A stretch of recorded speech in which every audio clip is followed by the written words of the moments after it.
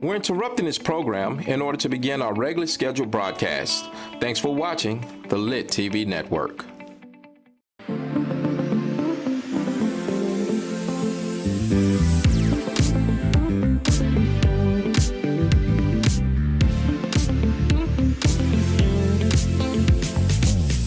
Hey, welcome back to Monarch Mindz. Welcome back to Monarch Mindz. I'm Jess. And I'm Damien. Glad to have you guys back with us for another episode. Yes, that's for sure. And it's after the new year, right? Yeah, we're, diving into the new year. Man, these days are going quick as my ever. I can't believe it goes so fast. Yeah. Okay. So how's things going with you, Damien? Pretty good. Just moving along, trying to get everything together. So how's everything with you? I don't know if it's a happy new year, but it's a good one. It's a good new year. I finally ended up closing on that brick house that we had been talking about for forever, it seems like. Wow, okay. Yeah, there are issues with just trying to get the payoff, and come to find out, it was a reverse mortgage on the property. And little did I know this, the seller was kind of getting taxed by whoever was over the reverse mortgage. And I think there was a foreclosure attorney involved too, like the property was on its way to foreclosure. Wow. A lot, right? So... Wow. So did you have to get an attorney to help out, or? No, the seller actually had his attorney lined up already for the foreclosure. But then, the seller, come to find out, he was expecting more money. He was trying to get more money out of the house, as far as what he was going to be netting.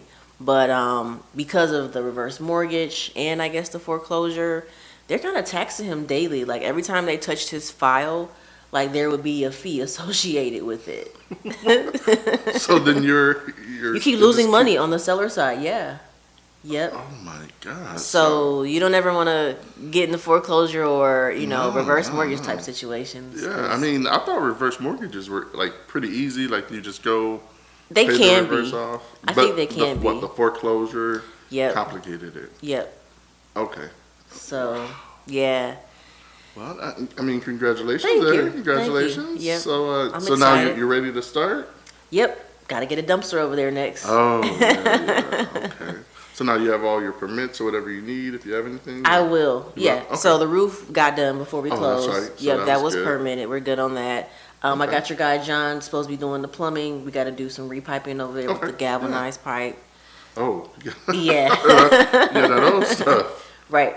Okay. Well, that's good then. Yeah. All right. So how was your holidays? Holidays were good.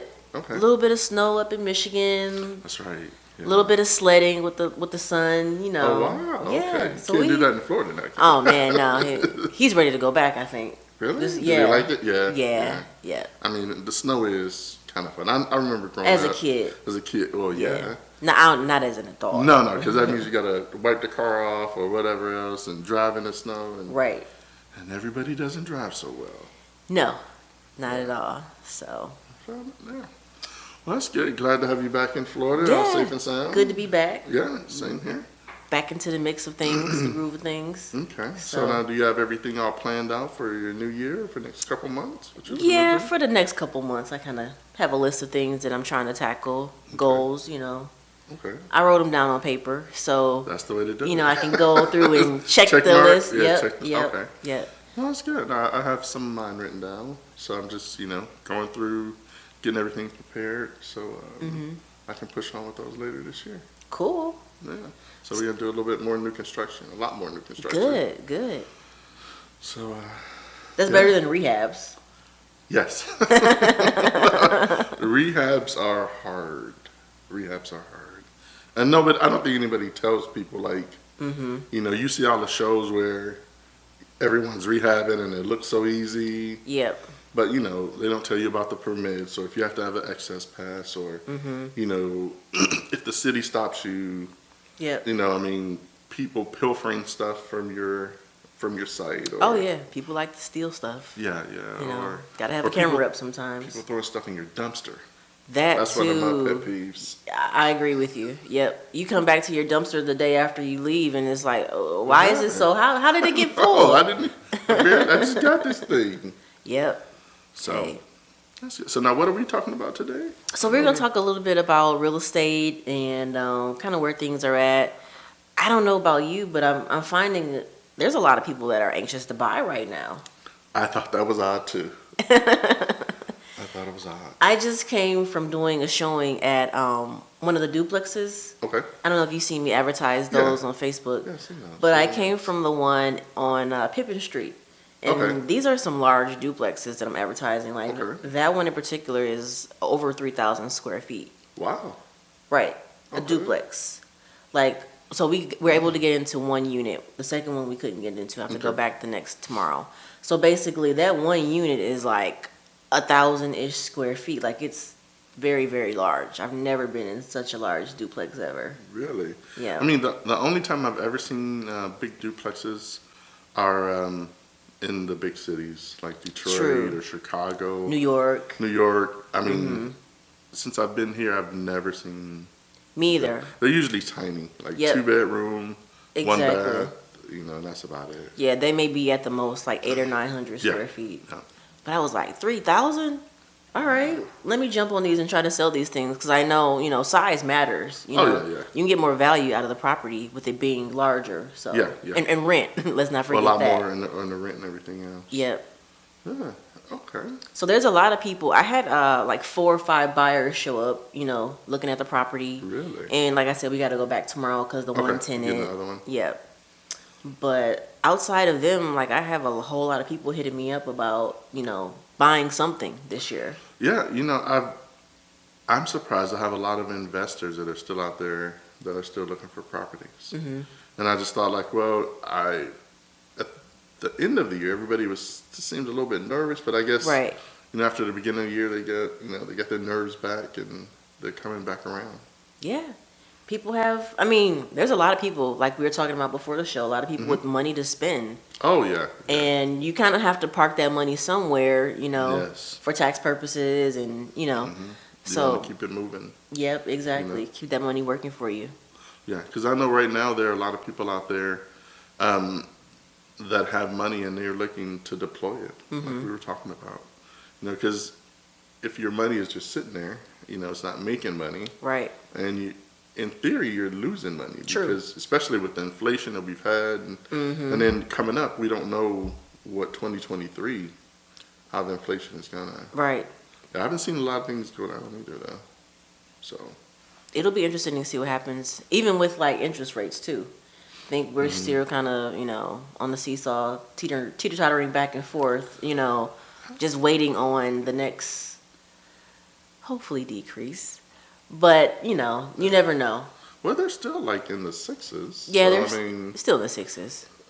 To me, that's not bad. Because Considering. that,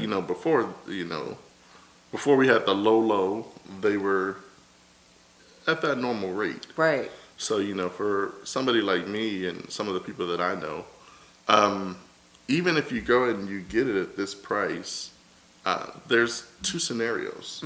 Either you're lucky and you locked in at 6% because Right. it's going to go higher, or you locked in at 6% and it's going to go lower, and then you'll have a time to refinance later on. That's true. So, and that's one of the things that I don't think most people understand. Right. And that's why I'm continuing to jump into deals too, is because I know that I can refinance. Yeah. What is it, 6 months that you need to hold the property for in most cases? For some of them it's Yeah. 6 months. For some of them, you only need 90 days, a 90-day seasoning, Okay. Yeah. and then you can go back and refinance. Yeah. So, it's not really bad. You just have to get out there, find the properties. I know I see a lot more wholesalers out there, Yeah. which last year we thought like it was going to be really, really Yeah. a tough time for them, but Last year there were a lot of wholesalers. This year is looking like there's Yeah. still a lot of wholesalers, A plus lot. more.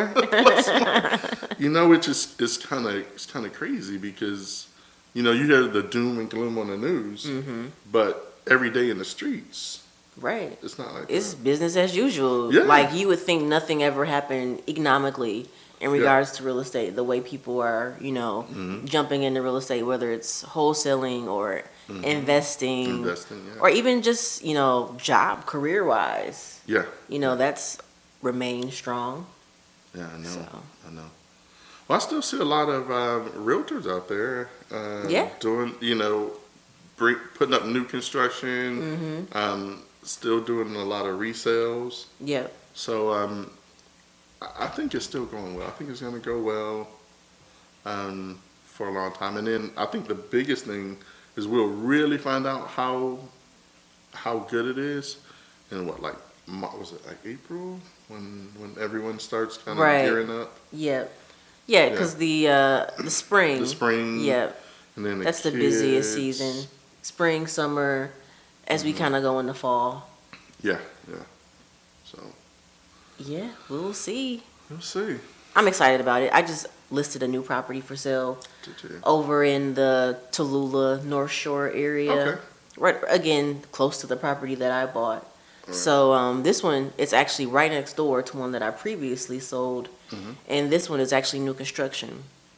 Oh yeah, I seen that one. Yeah. I was like, oh, that's nice. The White House. The White House. We'll have to show it on the screen during this. It was really nice. Yeah, it's a cute house. Yeah, it's and then the price point, I was like, oh, I like that. $239. You know, that's a good price. It's a good price. Yeah. I did an open house, and basically it was slow. It was a slow open house. Okay. Did it over the weekend, and basically we had about 3 people to show up. Out of both days, which isn't bad. I mean, considering the way the market is right now, you know, things are slow and people are gradually getting back into the swing of things. But I had a neighbor or a friend of the neighbor come by, and I was trying to get some feedback. That's what I try to do, you know, when I connect with buyers. You know, I want to get feedback on the property. So this guy, I asked him, so what do you feel about the property? How's it priced? What do you think about the $239? He's like, nah. I'm like, where do I need to be at? What's a good price for you? Yeah. He said $200. I'm like, in my mind, resale, existing construction is going for $200 in the neighborhood. Yeah. We're talking brand new construction. Yeah. So I know my listing is a little small relative to some of the other newer construction in the neighborhood. Because the property is only just over 1,000 square feet. Okay. Yeah, I think it was like 1,150, 1,200. Yeah. I still think that's a really good price. I think so too. It's new construction.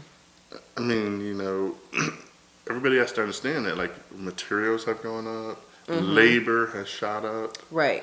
So there are some places in the country that you're not getting a house, especially new construction, anywhere near the 200. Exactly. So I mean, I know even in Georgia, like a small place like St. Mary's, I think theirs are going for like 260, 270. Oh wow, okay. For new construction, and that's just to get in the door. Right. So some of your bigger cities, I mean, like I know we were up in Michigan. I was looking up there for some land, and I think they're starting at like 275. Okay. And that's cheap because the other ones are in like the 320s. And this is new construction? And this is new construction. Yep. Where about? Actually, believe it or not, in right in Detroit, right off, I think it's West Grand Boulevard, a block over from Henry Ford Hospital. Okay. And the cheapest one that they have over there is $325, all the way up until $450. Oh wow. Now the ones that were like $275, they were still kind of in that area, but they were on the other side of what were closer to Brush, and they were up maybe 4 or 5 streets, and they were like in the 270s. Okay. So, and we're talking Detroit new construction. Detroit. So Jacksonville, I mean, I'm at 239. Well, actually, we just did a price reduction to 234. We dropped it by $5K. But yeah, new construction, it's hard to get anything under 220. I think these days anymore for new construction, wherever you are. I'm not really seeing it. Yeah, and that's for like 1,000 square feet. Right. At about that price. Yeah, so. I have a buyer that is actually, or he was looking until we found something recently, but he was asking me if I could pull some new construction or newer construction, you know, a year or two old, but there was nothing under like 230. No. Nothing. All across Jacksonville. Yeah. All across Jacksonville. Yeah. And then also what we have to remember in Jacksonville, there's still a lot of investors that are coming into the market. Yep. and so it's going to get a lot busier. And then you still have a lot of people that are still moving to Jacksonville. Exactly. You know, from places like Texas and California, New Mexico. Yeah. Dr. Real Estate Jackson, we had on the show, you know. He's always having somebody. It's like, man, where do you get all these people from? Right. But they're always coming in. Yep. So you know, you just know that it's starting to happen, and even in some of the lower income neighborhoods, we're doing the construction in those. Oh, yeah, and we already see, you know, the interest, and you know, those areas 9 times out of 10, they're going to be changing soon. Right. So that's always a good thing. for some people it is. Yeah, for some people, it is. they yeah. don't, you know, they don't really like it, but I mean, it's only just going the to way it get worse, you know, Oh, if nobody's improving the neighborhood, so. yeah, if no one's improving the neighborhood, you have a lot of investors that are starting to come in and improve the neighborhood, and then you have like some of your big ones like the JWBs and Right. and some of those other ones that are going into these neighborhoods and really changing the landscape of them. Yep. So before, where a lot of people maybe wouldn't invest, they're investing, and then now you have to start looking at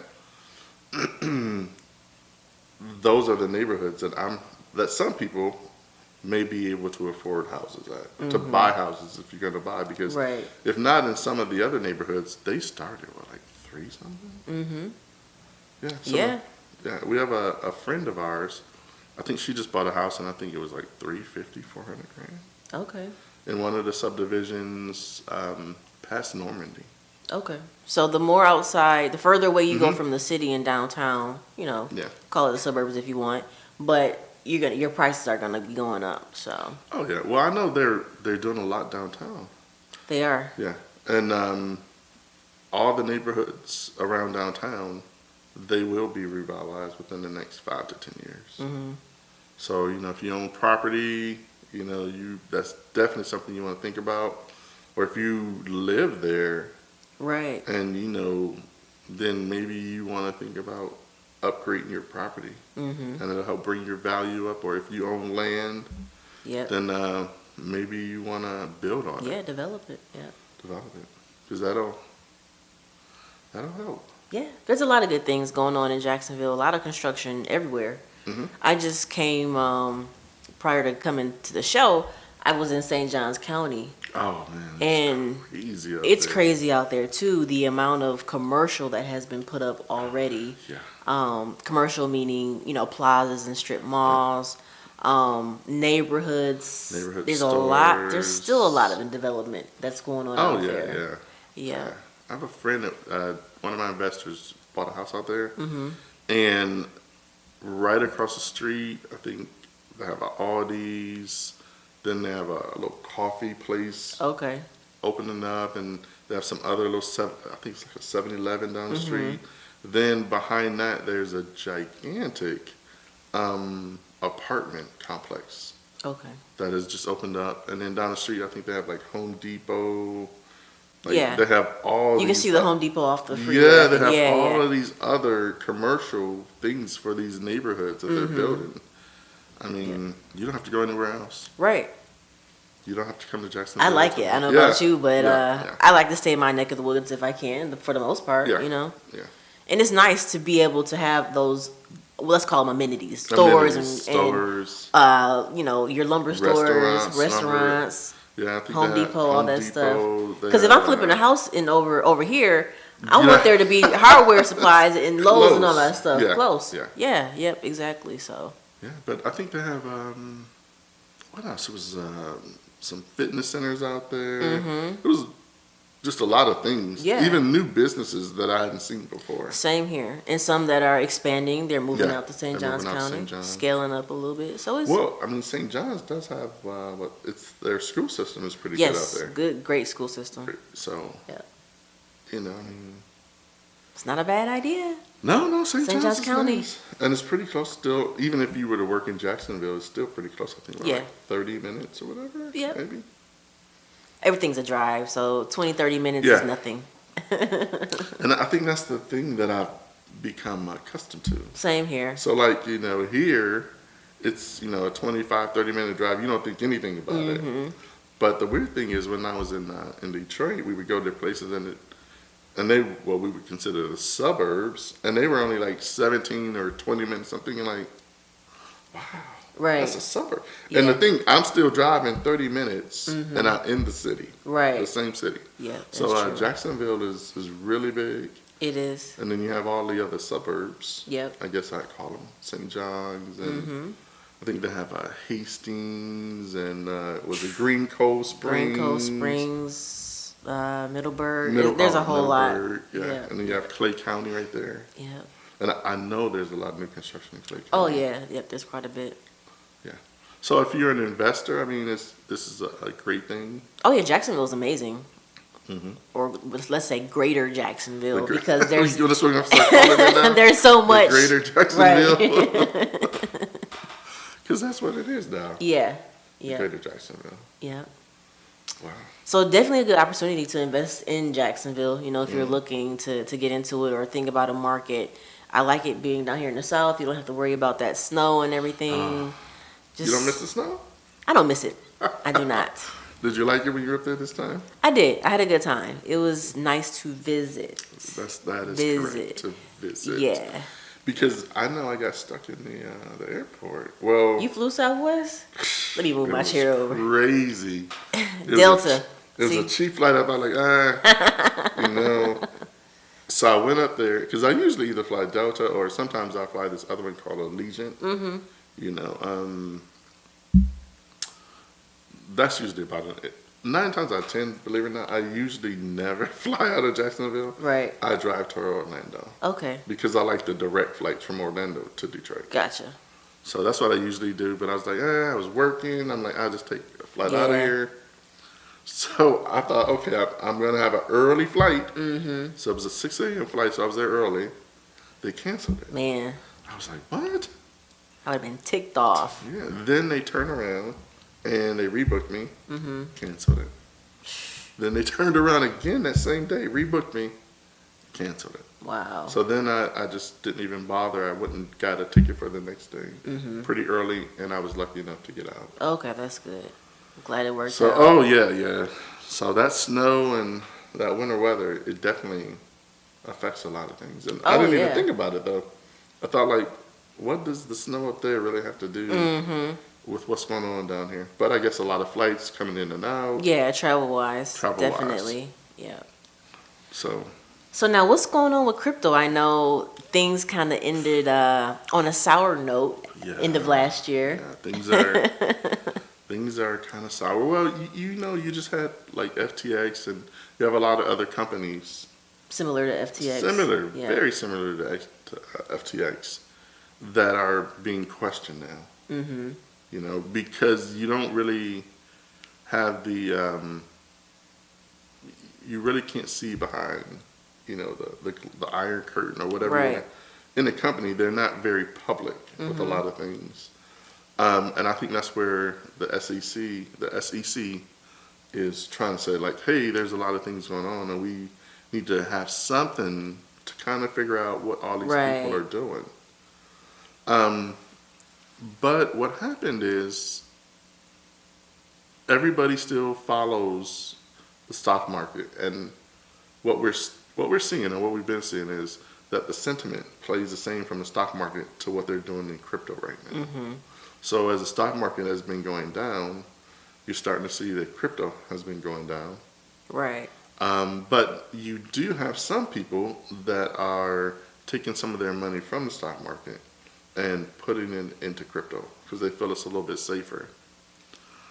But now I just heard, I think it was yesterday or the other day, one of the stable coins, I think is USDC or USTC or something. It's one of the stable coins.